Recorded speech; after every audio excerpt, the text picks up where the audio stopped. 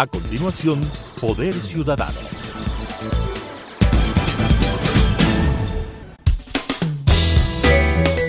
Clasificación B, bajo supervisión de un adulto.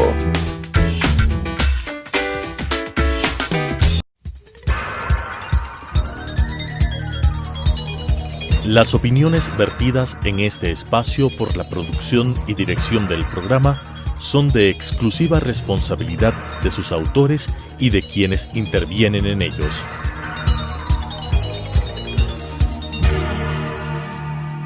Telesucesos Canal 29 UHF presenta Poder Ciudadano, una ventana construida desde la visión plural ciudadana para la expresión de sus anhelos, demandas y aspiraciones, con la conducción del doctor Patricio Picón. Poder Ciudadano. Cordiales saludos. Esta mañana tengo el privilegio de contar con un invitado de excepción.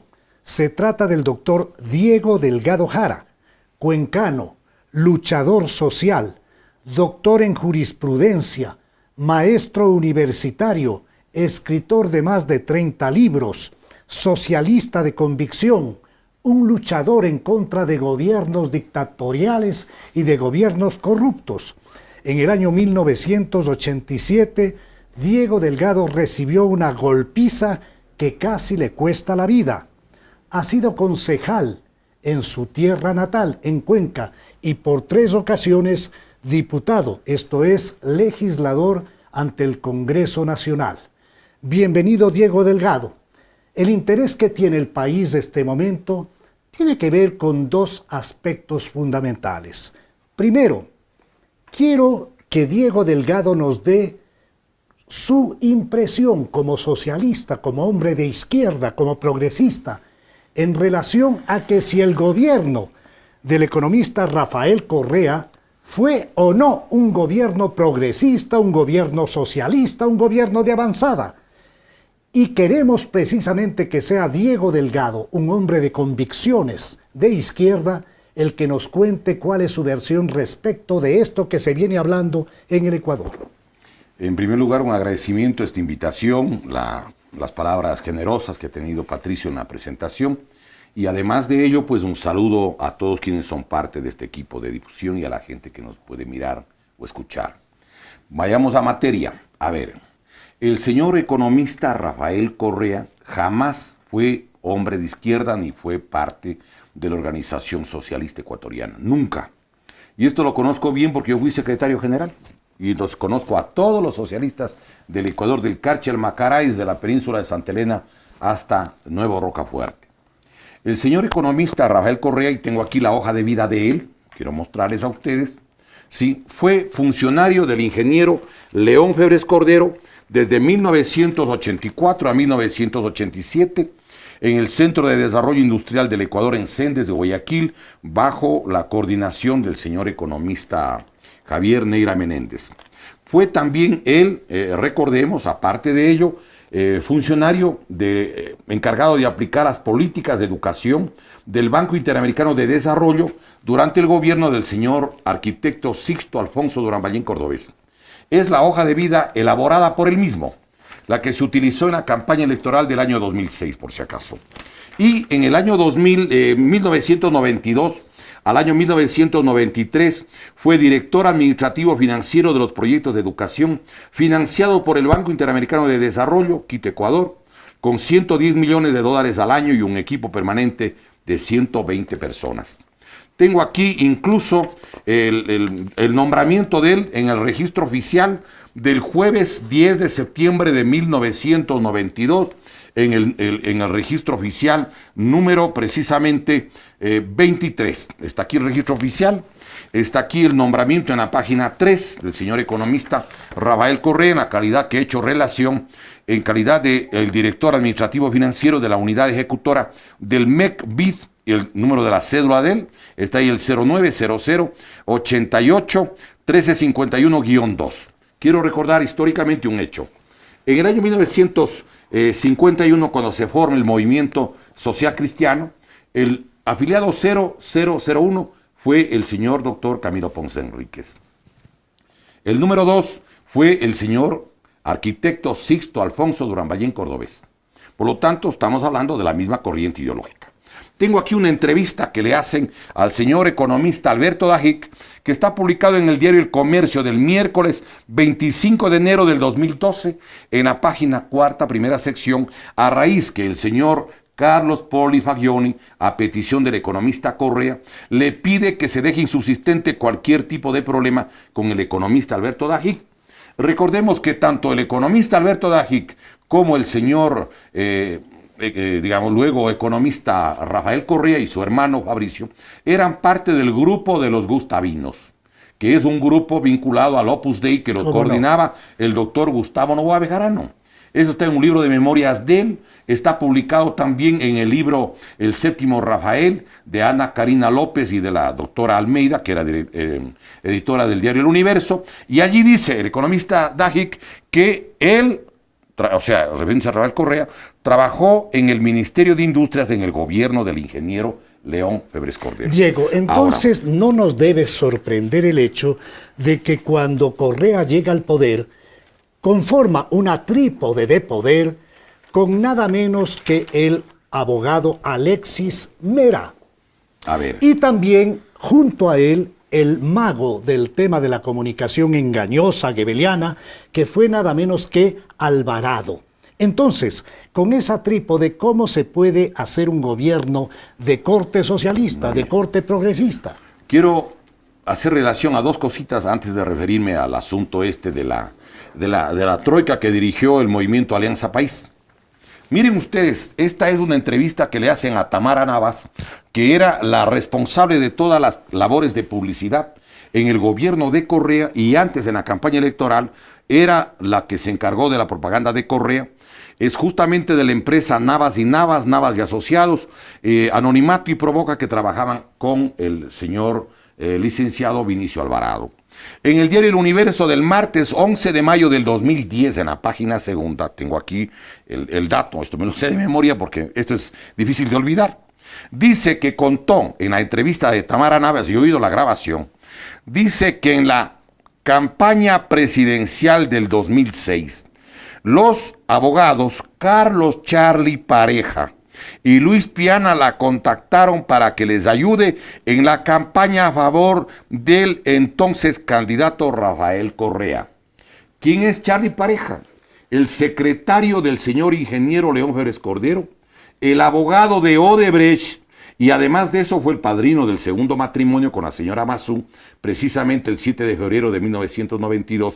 Por lo tanto, Febres Cordero estuvo atrás de la campaña del economista Rafael Correa, y el encargado de toda la publicidad, el que contactó, era el secretario del ingeniero Febres Cordero. Y quiero recordar que le hicieron al lado a la, digamos, ahora alcaldesa de Guayaquil, y quien 3 veces le dijo justamente en la última campaña electoral: ¿por qué nos molesta este caballero si él fue funcionario del Partido Social Cristiano 3 años y estuvo callado, nunca nos dijo una palabra y no respondió jamás sobre eso el señor economista Rafael Correa? Cuando se lleva a cabo la conmemoración de los 450 años de la fundación de Cuenca, hay un discurso leído que está publicado en el diario El Mercurio de Cuenca del viernes 13 de abril del 2007 en la página sexta. Dice textualmente que no soy heredero de una trasnochada teología de la liberación. Es su posición contra la teología de la liberación. Y quiero recordar otra cosa. De acuerdo al concordato del Ecuador con la Santa Sede, está publicado eso el día 14 de septiembre del año 1937 en el gobierno del ingeniero Federico Páez. El presidente de la República del Ecuador es el que pone o el que autoriza los nombramientos de los obispos del Ecuador. Le sacaron a Monseñor Gonzalo López Marañón, que era el obispo de Izamis de la diócesis de Sucumbíos, y le pusieron a Monseñor Ibarguren, que es justamente de los Heraldos del Evangelio, una organización que deriva del Tradición, Familia y Propiedad. Ese es el Correa que la gente no conoce. Aquí está cuando era estudiante universitario y uno de sus profesores o mentores era el doctor Osvaldo Hurtado. Esto lo publicó justamente Diario Expreso el lunes 5 de febrero del 2007 en la página 6. No tenía relación. Ahora, Diego, el señor... Dame un segundo. Realmente este tipo de entrevistas no son muy fáciles. el señor doctor Delgado Jara es un hombre de una enorme documentación que la maneja con toda claridad y eso nos puede permitir llevar hacia determinados aspectos de enorme importancia y de detalles. Pero permíteme, Diego, yo necesito que te refieras a esta troika, a la que ya maneja el poder y a los resultados del mismo, para tratar de sacar esa careta e identificar como debe ser identificado el gobierno de Correa Delgado, como un populista y como un gobierno que se apartó totalmente de toda línea constitucional y de todo lineamiento de orden ético. A ver, yo quisiera señalar algo. Que se sepa, nunca existió la juventud socialista Febres Corderista. El señor Alexis Mera Giler era el brazo derecho en asesoría política y jurídica del señor ingeniero León Febres Cordero. Él era además la persona de la confianza absoluta de él en la Corte Suprema de Justicia. Entiendo que estaba muy cerca del doctor Galo Pico, que también fue auspiciado por el Partido Social Cristiano. Él siendo conservador, Galo Pico, pero fue auspiciado por el Partido Social Cristiano. Pero quiero recordar otra cosa adicional. No olvidemos que de la plana mayor del gobierno de Correa, unos eran abiertamente identificados con el Opus Dei. Incluso podríamos demostrar, yo tengo hasta las fotografías de cuando están comulgando con el jefe del Opus Dei en el Ecuador. Aquí está. El economista Rafael Correa comulga justamente de manos de Monseñor Antonio Arregui. Mientras se hacían los que pelean, él comulgaba. Pero hay un sector en la que está la gente de esta juventud Febres Corderista, nada socialista de Guayaquil, que está vinculado no con el Opus Dei del Ecuador, sino con el Opus Dei del Perú. Y eso se puede ubicar a través de las redes metiéndose a Sodalicio del Perú. Sodalicio del Perú. Ahora, quiero recordar algo. El socialismo o las corrientes progresistas en América Latina se han caracterizado por defender el patrimonio social y nacional. Es así como hay presidentes en América Latina, como por ejemplo el general Lázaro Cárdenas, que recuperó para México todo lo que tiene que ver con el petróleo, lo que tiene que ver con la minería, con lo que tiene que ver con el patrimonio público, los ferrocarriles y otros servicios básicos de México. En el caso de Salvador Allende, que era presidente socialista en Chile, recordemos que él recuperó para Chile el dinero que era más del 70% de los ingresos de Chile, de las minas de cobre de Chuquicamata, el Teniente, la mina La Escondida y la mina Salvador. 4 minas que estaban en manos de la Kennecott Cooper Company y la Anaconda Company. Él nacionaliza en el año 1972. El golpe de estado del general Pinochet es en el 73. Y si Pinochet tuvo dinero, era el dinero que tenía justamente del cobre de Chile. Pinochet, a él no se le ocurrió devolver las minas de cobre porque era la plata que tenía Chile. Yo quiero recordar aquí en el Ecuador, en cambio, cuál es la política del gobierno del señor economista Rafael Correa con la coordinación jurídica del señor Alexis Mera. Pues a ver, entrega todos los campos petroleros. Entrega además de los campos petroleros, por ejemplo, las minas de oro, las minas de plata, las minas de cobre. Por ejemplo, en la minería, quiero recordar cosas como las siguientes. En el petróleo acaban de entregar ayer el campo Auca, que tiene el 19% del total de las reservas nacionales. Entiendo que lo hacen a una compañía china. 2, en el caso de las minas de oro, de cobre y las minas de plata.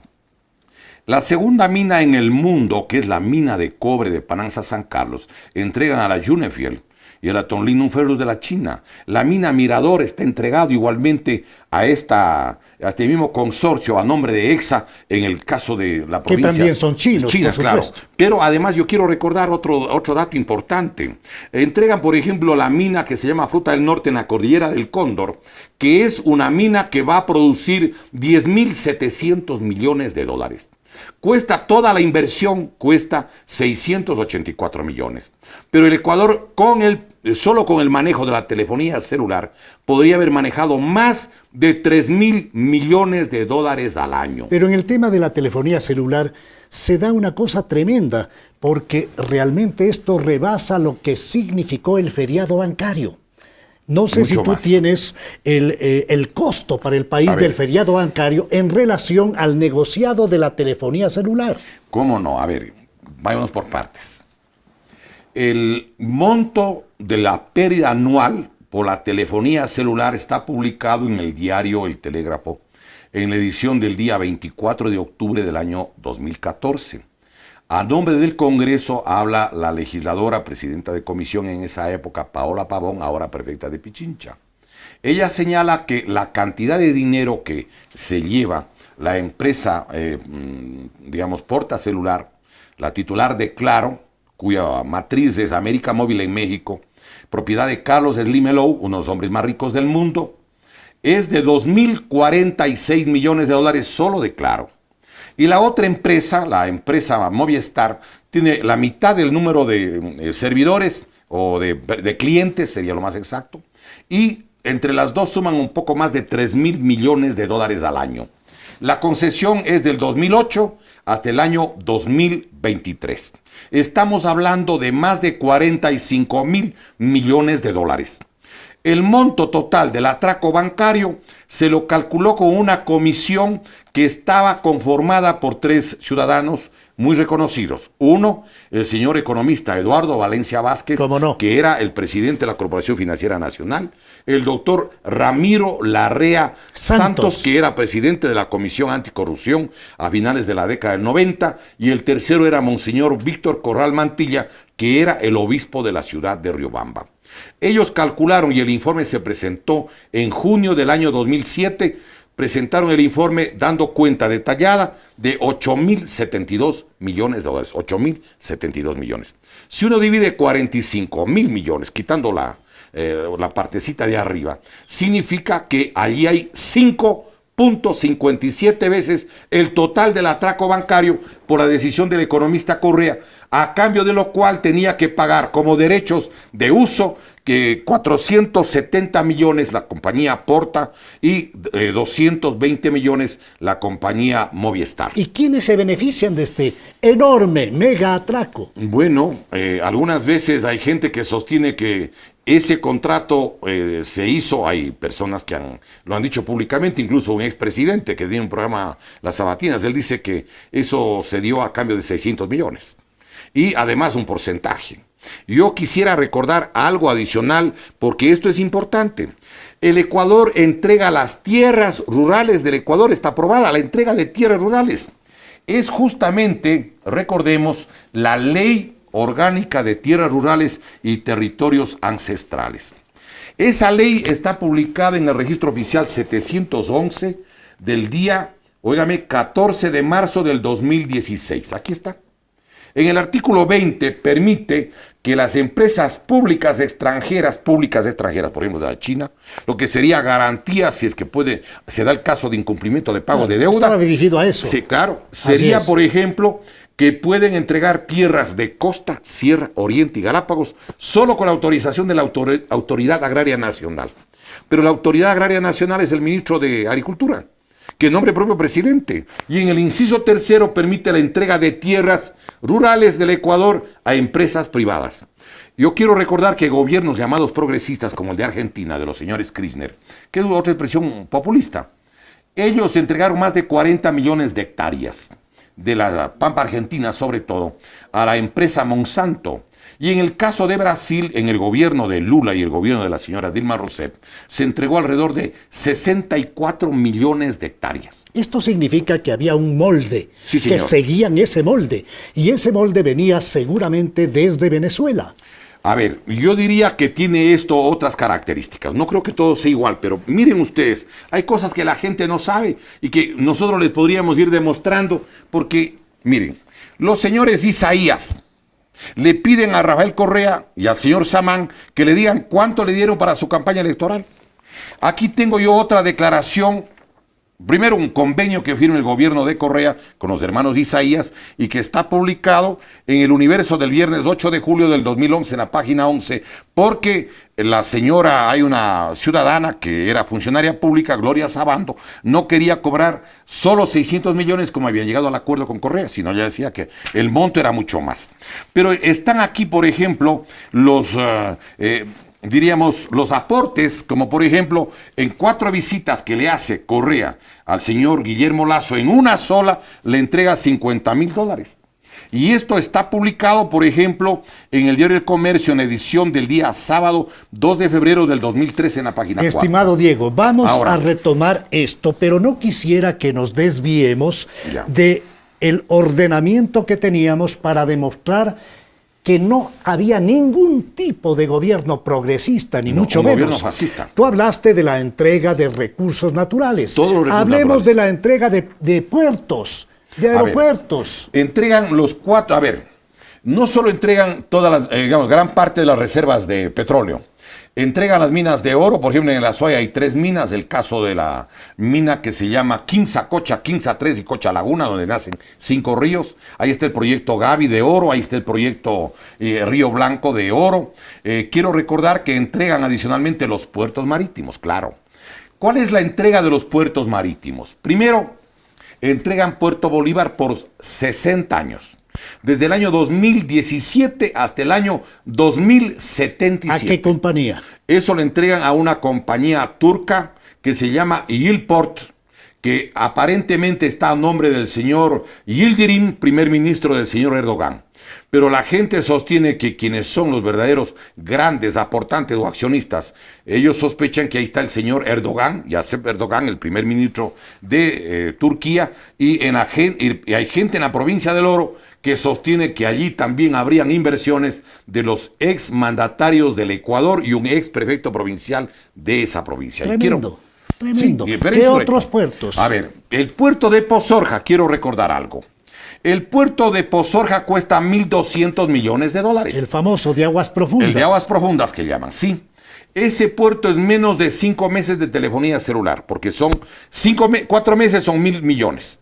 Y el quinto mes 250 son 1.250 millones, primero. Segundo, le entregaron el puerto de Pozorja al sultán de Dubái, al señor Ahmed bin Sulayem, que no es dueño y no es representante de una empresa estatal, ojo, porque debería ser para empresa estatal de acuerdo al artículo 100 del COPSI, del Código Orgánico para la Producción. El artículo hace referencia de que además solamente cuando en el Ecuador no sea posible hacer, se llegará a este tipo de procedimiento, tanto de lo que significa los puertos, aeropuertos y más cosas. Pero aquí quiero destacar un hecho. El 78% es del señor Ahmed bin Sulayem y el 22% aparece a nombre de la señora Isabel Noboa Pontón. Yo quiero recordar que cuando le dieron la telefonía celular, apareció una empresa que se llamó Fonosol, encargada de la comercialización de todo lo que tiene que ver con la telefonía celular de Movistar. Y entiendo que ahí estaba también vinculada esta dama. Y quiero recordar otra cosa. En el puerto de Manta son una entrega a 40 años. Quiero darles un dato como el siguiente, a que vean ustedes las monstruosidades de los negocios aquí en nuestro país. Cómo saquean al Ecuador. Tienen que invertir aproximadamente como 190 millones o 170 millones de dólares en 40 años. En Manta. En Manta, sí. Pero hay una información que da la presidenta de la Cámara de Comercio de Manta, la señora es justamente de apellido Fernández, que fue subsecretaria en el gobierno de Correa también, ¿sí? La señora Fernández, presidenta de la Cámara, dice que en Manta, ¿sí?, en los últimos 5 años aproximadamente se sacaron una cantidad como de 60 millones de dólares en 5 años. Estamos hablando que en 10 años estamos con 120 millones. Sí, en 10 años. Estamos hablando de 240 millones en 20 años y 480 millones en los 40 años. Pero si tienen que invertir solamente 170 millones, hay una ganancia líquida sin invertir un centavo de alrededor de unos 310 millones. Y no contentos con eso, el de Sucumbíos. El puerto de Sucumbíos le entregaron a una compañía brasileña, es el puerto de Providencia. ¿Cómo no? Ese puerto está entregado allá, pero yo quiero además destacar algunas cosas que me parecen necesarias decir. ¿Por dónde sale el 85% de todo lo que es no solo contrabandos, sino incluso sustancias no legales? Los puertos. Supongamos que nosotros somos oficiales de la Marina ecuatoriana. Llegamos al Ecuador y no podemos manejar como propio porque está concesionado por décadas Puerto Bolívar, Puerto Pozorja, Puerto de Manta y Puerto Providencia. Se supone que el Puerto Providencia además es el que permitiría la comercialización con Brasil y la salida al Océano Atlántico. Pero no es eso tampoco todo lo que han entregado, porque en la ley orgánica del sector eléctrico, hay una ley del sector eléctrico en la que permiten, por ejemplo, la entrega prácticamente de todas las centrales hidroeléctricas del Ecuador. Eso es necesario que la gente también la tenga presente. Y telecomunicaciones, miren, tengo aquí el registro oficial del día 16 de enero del 2015. Por eso este no es un gobierno socialista, este es un gobierno fascista por toda una cantidad de cosas que les podemos demostrar. Y además organiza todos estos mega atracos con pseudo disposiciones legales, es decir, hay un andamiaje pseudo legal para manejar todo este atraco. Esto tiene una explicación, es igualito que en México. Todos los bloques legislativos desde el año 2009 son elegidos con fraude electoral. Así es. Todos, absolutamente, y les podemos demostrar, e incluso acaba el gobierno nacional ahora de coger el control del Instituto Nacional de Estadísticas y Censos, del INEC. Yo quiero recordar esto porque me parece algo que no estaba previsto o nadie podía suponer aquello. Miren, les vamos a demostrar.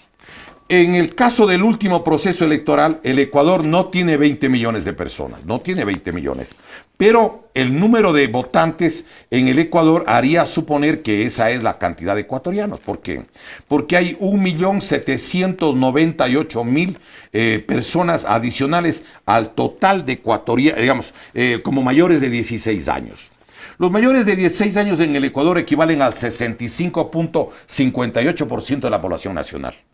Si eso es así, eso significa que el Ecuador debe tener, de acuerdo a los datos del Consejo Nacional Electoral, una cantidad de ecuatorianos, justamente, óigame, de 20 millones de personas. Miren, le pusimos una carta al señor vicepresidente del Consejo Nacional Electoral, donde le estamos demostrando 5 hechos fraudulentos. 1.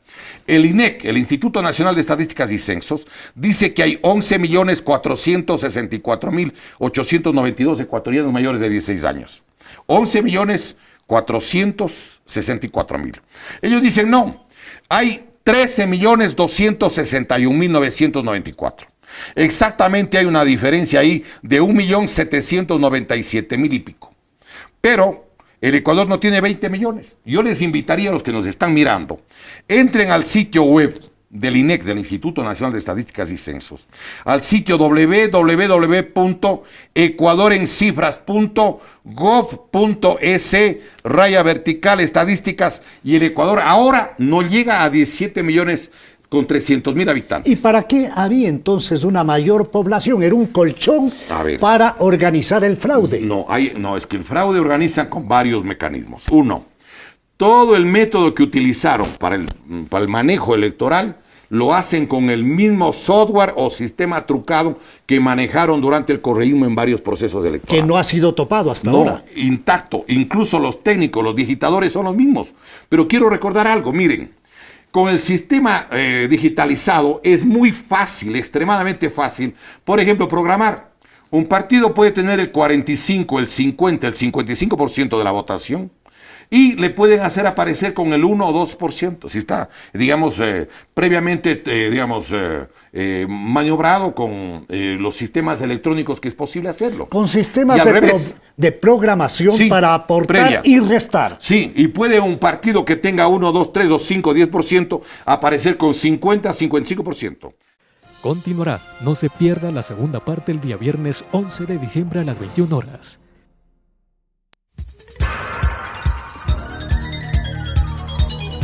Las opiniones vertidas en este espacio por la producción y dirección del programa son de exclusiva responsabilidad de sus autores y de quienes intervienen en ellos.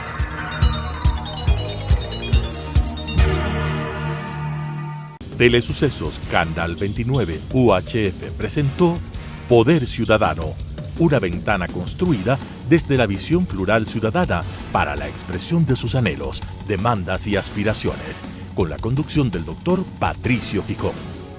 Poder Ciudadano.